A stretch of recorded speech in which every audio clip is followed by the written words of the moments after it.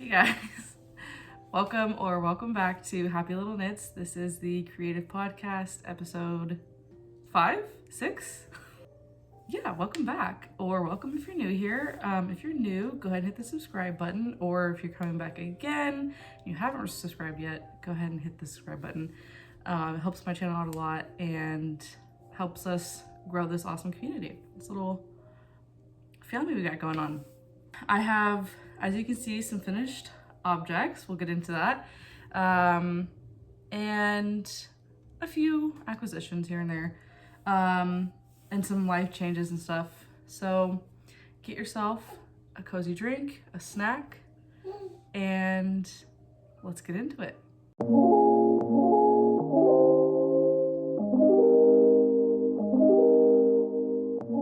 As you can see, I have finished my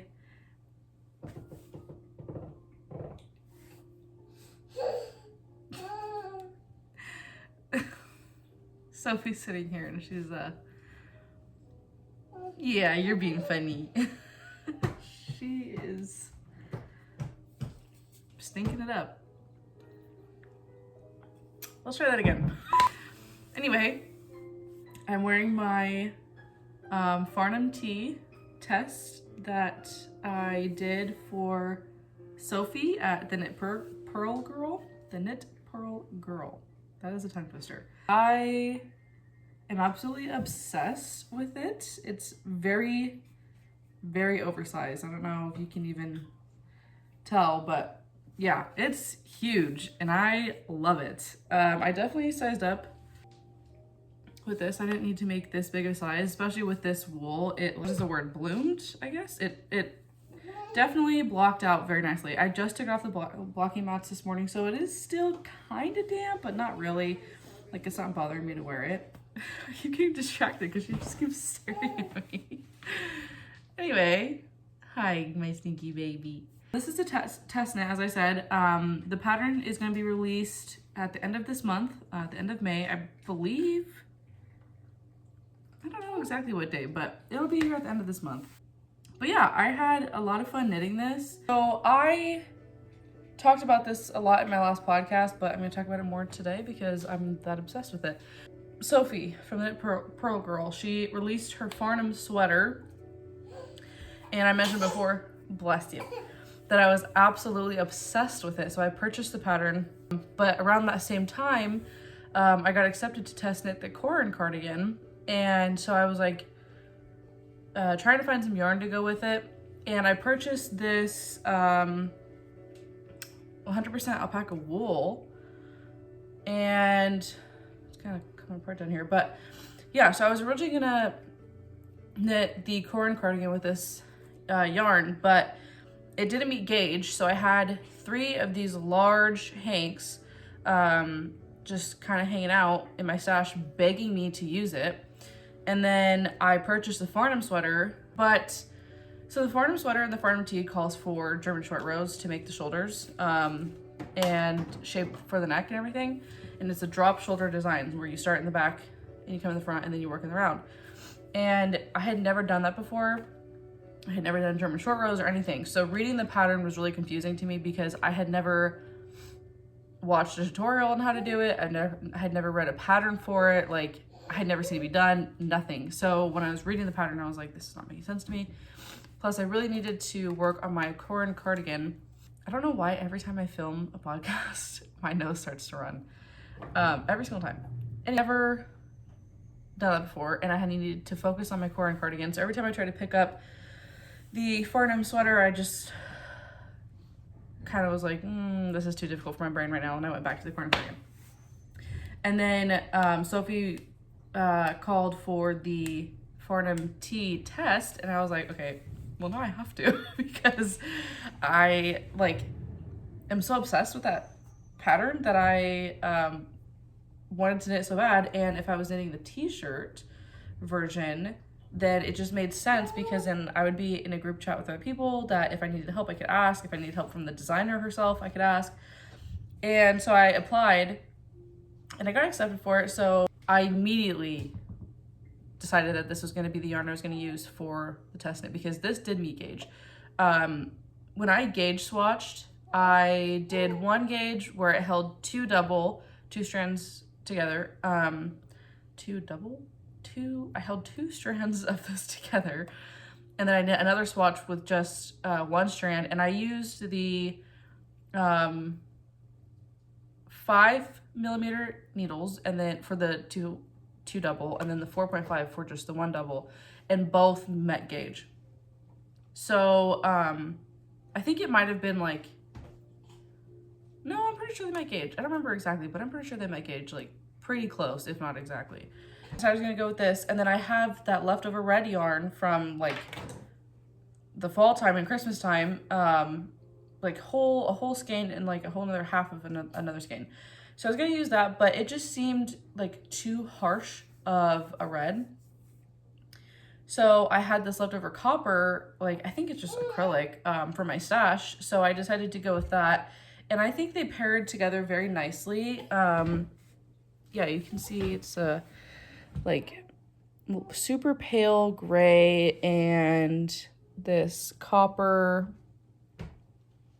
red. I don't know. It's like a. It's not exactly orange, but not exactly red either. It's just like a copper color. What are you doing? What are you doing? You're being crazy. Yeah, so, oh yes, the wool that I chose was this Galler Yarns Prime Alpaca Naturals 100% Superfine Alpaca. It is colorway 309 Silver Gray. Why am I not finding, oh, 660 yards, 603 meters, approximately 8 ounces, and 227 grams. So the last skein that I wound up, the second one, because this took 1 and like not even a half, it was like 1 1/4 or something of these skeins. And I weighed the second one before I started using it, and it was 231 grams. And then I just weighed it yesterday after I cast off, and it was 227 grams or something like that. So I used like not even a full 100 grams from this. Still have quite a bit left over. I have this left over. So I have enough to make another sweater if I wanted to. And then for the copper, I didn't weigh the copper just because I didn't really care that much. It's a hot flipping mess, but I have this, and then I still have more of it upstairs. I don't know where this came from. I don't know why I have so much of it. Yeah, we got a lot of this. So if I wanted to, I can make a whole nother one of these. I could do reverse colors if I wanted to. Do it. Ooh, that's a good idea. Do it all copper with some gray stripes. Putting that on the list. That's a good idea. Anyway, yeah, so, okay, there were so many thoughts going on in my mind about this thing. So when I was knitting this, I tried it on. I did 5 stripes, and then I joined for the body. I did 5 stripes, right? Yes, okay, so I did the 3, that's what I did. 3,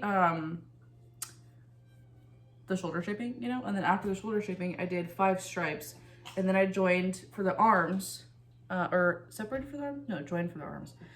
And then I did 5 more stripes for the body, and I tried it on, and it seemed like it was gonna be too short, because the other thing is when you lift your arms, it, you know, it comes up pretty high. So I did 5 stripes, and then I was like, I think I should do 5 more, because I felt like 5 more would have been that like perfect length, because I also don't like, on my body personally, I do not like cropped sweaters, and I also don't like when they go right to like the belt line. I like to have them a little bit lower. And as we can see from the last cardigan, the corn cardigan from this, I like very oversized. So I did 5 more stripes and then tried it on, and it was way too long. Like, it, before blocking, was down to almost my mid-thigh. So that was a little too long. So I had to write back 4 of the 5 stripes that I did. And so that's why I have all of this mess of this here. So I ripped back 4 of the 5 stripes, and so basically I did the 3 stripes for the shoulder, 5, and then joined under for the arm, and then I did about 6 strips for the body. I didn't measure the length at all. I didn't think about that till just now. But yeah, and then I, after the very last stripe, did the ribbing. So I did the entire, oh, but here's, get this, okay. So you start from the back, right? And then you do the shoulder shape, or shape for the shoulders or whatever, and then you do one side, and then you connect. Like right here, you can see it connected. When I first started out, I held 2 strands double on the 5mm needles, and it was super thick. When I picture like knit t-shirts, I think of them as very like flowy and thin and breathable, because you're not gonna wanna wear like, you know, wool in the summertime or on the warm spring days. So when I was knitting 2 strands double, it just seemed too thick and too stiff. So I had to, or I didn't feel like ripping back. So I just was like, I'm gonna switch to just 1 strand and go down needle size. And so I did that, and then I worked basically the entire sweater in the 4.5mm needles with just 1 strand. And it is very, very, very stretchy, like super stretchy, but also very thin. And it breathes very well. And when I did the ribbing, I went down to 3.5mm needles. Yeah, I love this sweater a lot.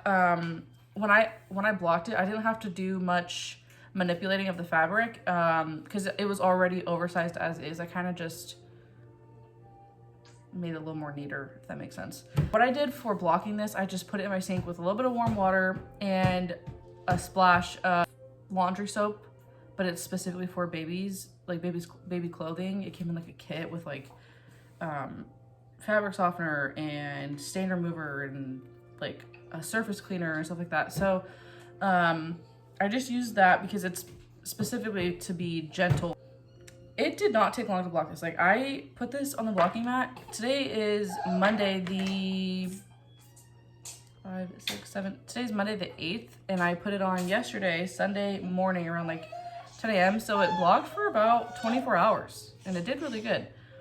Really quick, I'd say. I did the complete shoulders, like from the back up and connected. It only took me like maybe a week, and then from there it was just working the body, and the body took maybe a week and a half or so. I'm saying that it took that long only because, you know, I have a 6-month-old, and I can't just sit and knit all day long, even though I'd love to do that, but I'm not in that season of life currently, so that's okay.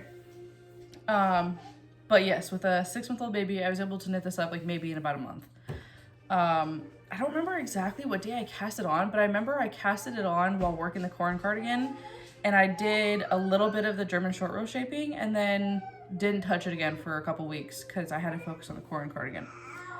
But I don't remember when that was. Anyway, yeah, so this is my Farnham tee. I'm absolutely obsessed with it, and I'm so excited because I'm slowly but surely building my handmade wardrobe. So that's pretty nice. I think after I knit the sleeves on this, excuse me, I'm gonna take the leftover yarn and maybe knit another just plain drop shoulder sweater, or now that I have the idea in my head, I might do this again, but opposite. I'm really sitting on that idea. Anyway, on to, that's what I have for finished, oh no, I have one more finished object. So back in January or February, I started crocheting a blanket because I just was really in the mood for crocheting. And I was basically done. I just needed to put a border on it, and I haven't touched it like since then. She's running around on her little play mat, and she's letting us know she's having a good time. But I finished it last night. It's just a little, like, I guess you can call it a baby blanket. It's not that big. It definitely is a lap blanket. It covers my lap perfectly. I don't have the labels for the yarn that I used though, unfortunately. Yeah, that sucks. I just realized that. I used 3 different cakes. So for the blanket itself, you can see one half is more grays and whites, and the other half has like blue notes in it. I wanted to do these to kind of like blend a little bit and almost do like a ombre effect. And then the outer edge, I just did some shells, but I did like 5 and then 3 so that they're not all the same size. So it has a little more texture to it, I guess. But yeah, for the actual pattern that I followed, I have a little booklet that has like a bunch of Afghan throws or a bunch of crocheted Afghans with patterns in it, and so I followed one of those patterns. I don't remember what it's called or who it's by or anything like that. And it's upstairs and I forgot to grab it, so I'll just put it in the description box. But basically what you do is what do you do? I'm trying to look at this. You crochet 3 in one like in the top of a single crochet, or the top of, okay. So basically what you do is, so you have 3 crochet, 3 double crochet into one loop, and then you do 1 single crochet and then 3 double crochet, and you repeat that over and over again. And then the next row you do the opposite. So in the top of a single crochet you put 3 double crochet, and in the middle of one group cluster of 3 double crochet you put a single. So let me see if you can see what I'm talking about. So we have 3 double crochet, single, 3 double crochet, single. Up here we have single, 3, single, and you just do that over and over again. Yeah, it was a really fun pattern to follow. It was super easy. It's like one of those mindless things where you can sit and just like do whatever and not even think about it, and it's pretty nice. It's very so soft, and I had a lot of fun working on it. And like I said, it covers my lap so well. Like it's not like a full blanket obviously, but it's a nice lap blanket to have. This is the cake that I used for the border, and I still have so much of this left over. I didn't weigh it, so I don't know how many grams it is, but I have no idea what to do with this. This is too much to make a hat with it, but not enough to do a sweater or a blanket. So I was thinking about maybe doing like a cardigan for Sophie, but I was thinking about doing like a 12 to 18 month size, because like I said, we're going to warmer weather and she'll be a year old in October. So there's no point in doing a cardigan for her size now when she's not gonna get to wear it ever, because she would grow out of it. So I was thinking about just making, ooh, hello, a maybe a cardigan or a sweater for her in a larger size. So that's what I have for finished objects. Now, what I have going for current whips is I am in my stripe era, okay? Because so that yarn that I was talking about in my last podcast that I was gonna get, it came, so it's a group of yarn, or what is that, like a kit or whatever of yarn from Hobby. Yeah, that's the remote. That's not for you. What are you doing? Oh, definitely don't touch the yarn. I have my cat here, and I have all my stuff up on the table right here. We're sitting at my dining room table, and she's like standing up and patting at everything. Get, go away. Anyway, so I ordered because Hobby was having one of their sales where they were like getting rid of a bunch of yarn. So they had, like you can get, I guess, a kit of yarn. I don't know what else to call it. But I got one from Hobby, and it came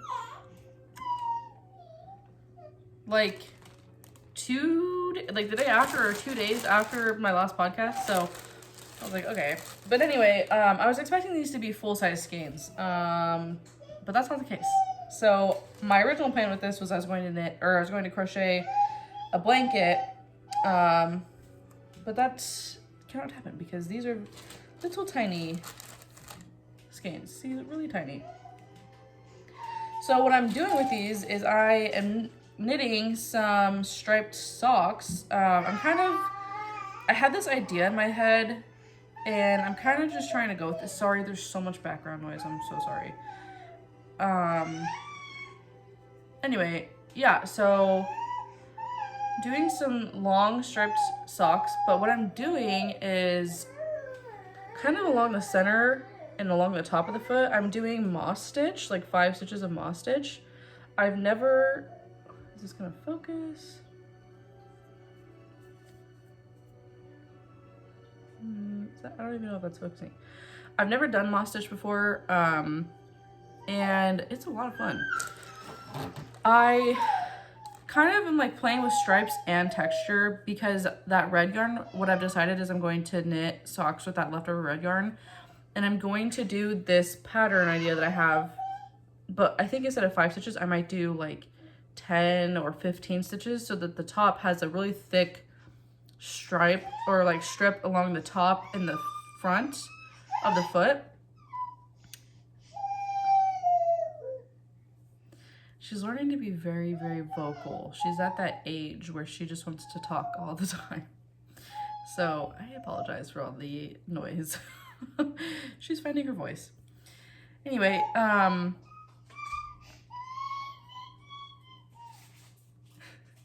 yes, so I am playing with stripes and color and yeah, because I really want to try different colors to see what color palette I like for myself because I don't know currently. I really don't know.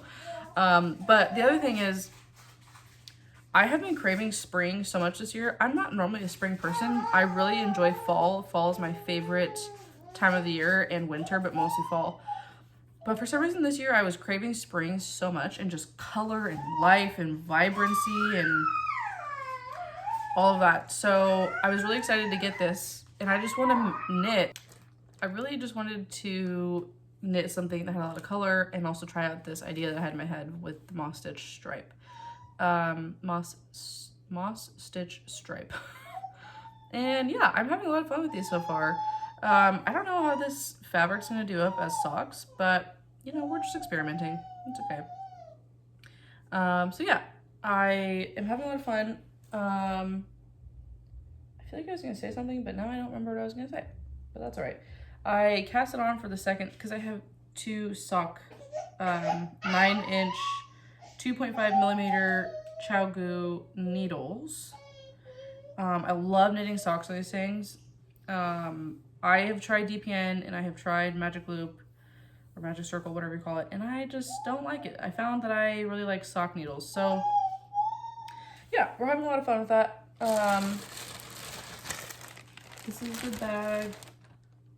These are the colors. So we have orange and like a salmon, peach color and white. We have cream, we have different shades of brown and tan, we got gray, different shades of blue for current whips.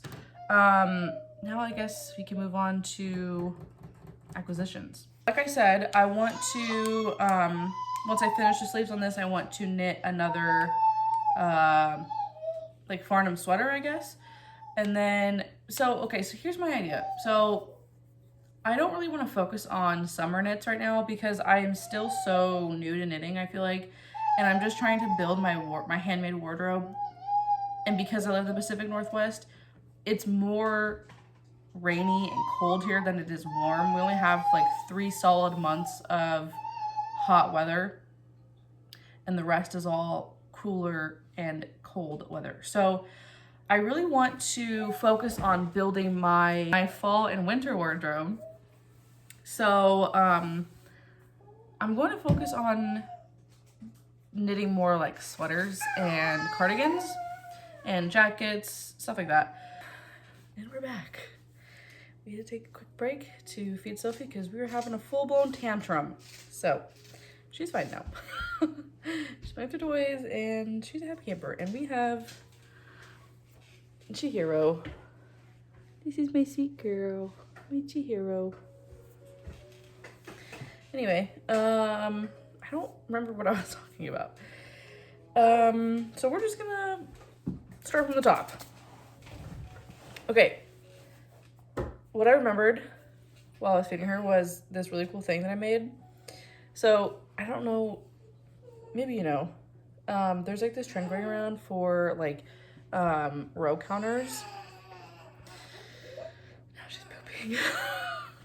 There's been a trend of row counters going around, and I thought that I would try to make my own, and I did, and I think it is so stinking cute. Let me see if I can.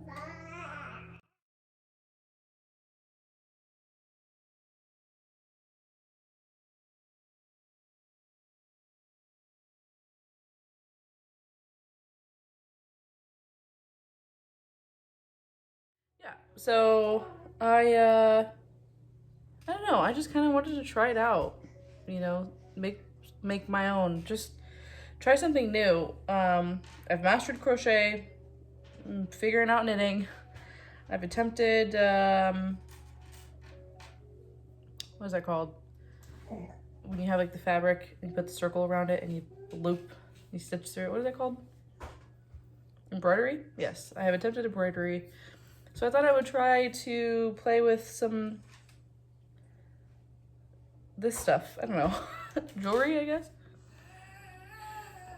Although it's not jewelry, it's a row counter. So if you don't know what a row counter is, when you're knitting, instead of having a stitch marker, you would use this loop. So you'd slip this onto your needle, and then this would be, this is row 1. And then as you come back around and you go to slip over, this is row 2.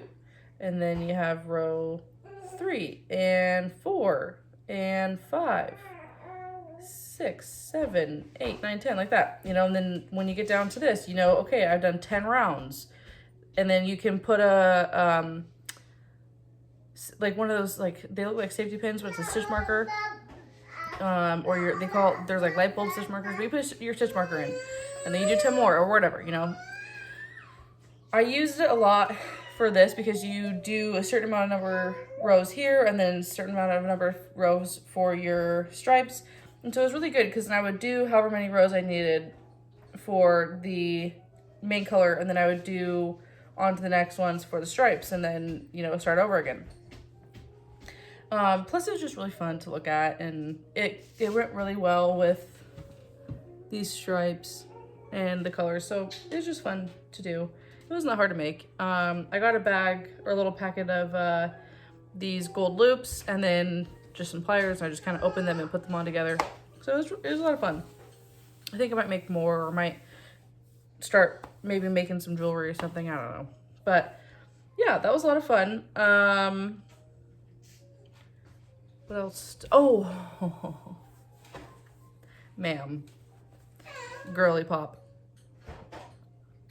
You know, I've been really wanting new needles. I finally got some new needles. I have been searching and searching and searching because I didn't want to drop a gold brick on some needles. Okay, I wanted to get some good needles that, are we okay? Okay, I wanted to get some needles that were gonna, you know, be good, I guess, get some good needles, but not be too expensive. So I got the Serenity. This is the Mindful Collection by Knitter's Pride. I know they're not new, they're not the hype or whatever. They're pretty outdated by now, but that's why they were on sale. So I got this set of needles. I think it was 90 bucks on Amazon. Yes. So you just, this is a magnet right here. You pop this off, and then it unfolds into this beautiful circle. I don't know why this always happens. My eyes water and my nose runs when I'm filming. Anyway, and then on the inside, we have all the needles. So these are fixed needles. I know I said I wanted interchangeables, but it wasn't in the cards for us. So we got fixed, but that's okay because I love them a lot. They are a lot of fun to work with. They have, ooh, there they go. They have the size. They have both sizes, millimeter and US sizes. And it ranges from, I think the smallest one, let's see, what we got going on? The smallest is, so from 2.25 to 5 millimeter needles. Now, I am familiar with working with 2.25 because that's the size needle I have for my sock needles. Those are 2.25 9-inch circular chow goo needles, and these, so working with 2.25, I am excited to do when that day comes, because if I can do them on little tiny circular needles to make socks, I'm excited to see what I can do with a larger loop. These are, I think 36 or 40 inch loops for the wires. I got this, it came with this cool Notions bag. And inside, it opens up and has these 3 compartments. We have a needle gauge. On one side it has millimeters, and then on the other side it has US. Yeah, and then, so that's in the first pocket. The second pocket, we have 2 darning needles. So that's pretty cool. My favorite part of all is the different stitch markers I got. So we have little tiny, like light blue or turquoise. We have larger ones of those. And then we also have very large for those chunky needles, which I love because I don't have any of these yet. I have not got any chunky stitch markers. And this is like a, on camera it looks more blue, but in person it's more of like a, kind of like a green. I don't know what kind of green, but it's like a, yeah, just green, I guess, like a blue green. Then we just have the hook kind in the same color as those green, or, well, this is like a darker green. And then lastly, we have some of those, I don't know what these ones are called, but they're like that, like the loop where you can loop them into a stitch, but also take them off if you want to, so they're not fixed. Yeah, so it's really nice to have more stitch markers because you can never go, you never have too many stitch markers, you know? I'm mostly excited about these ones because I don't have any of these chunky sized stitch markers. So that's pretty cool. And then I'm glad that it all comes in this nice little pouch and it fits in with the needles. Fits right in like this, you know, like a little slice, pie slice. And then, which way does this fold? And then you just fold it in half, and then in half again, and then you put the little magnet down. And yeah, and this is like a canvas or like denim fabric, so it seems pretty durable. And then it all comes in this little pouch. It has a drawstring. And it also came with the Mindful Collection booklet. So it looks like it's 2021 to 2022. So there's all kinds of stuff in here. Yeah, see, this is the pouch that I got. But their entire collection's in this booklet. I keep them in this, and then I keep them in my project bag. So yeah, so I'm glad that I finally got some good needles, although they're not interchangeable, they are fixed. I still like them a lot though. As far as outside of knitting things, I am really excited because I started my garden this year for the first time, and I'm looking at it and I got lots of pretty flowers. But I'm really excited because I am growing like vegetables and stuff for the first time ever. And I have my own flowers and everything. And I'm just really excited. I think that's all I have for now. I don't know if you can hear my stomach growling, but it's lunchtime. So I'm gonna make some lunch, let Sophie nap for a bit, and then I think we might go for a walk because the sun is out today. Thanks for hanging out with me today, bearing with me through this very chaotic video. My child being a hot mess the entire time. Thanks so much for returning again. If you are a returning viewer or even just clicking on this video to spend some time with me, I really appreciate it. Go ahead and hit subscribe if you stuck all the way through to the end of this video. If you're wanting to get a little more insider deets, see what else I'm working on, the progress of it, go ahead and follow my Instagram. I'll put it up on the screen somewhere here. Yeah, follow me on Instagram and chat with me. We can start growing our own little community. So yeah, thanks so much. I hope you have a very blessed day, and I will be seeing you very soon. Bye.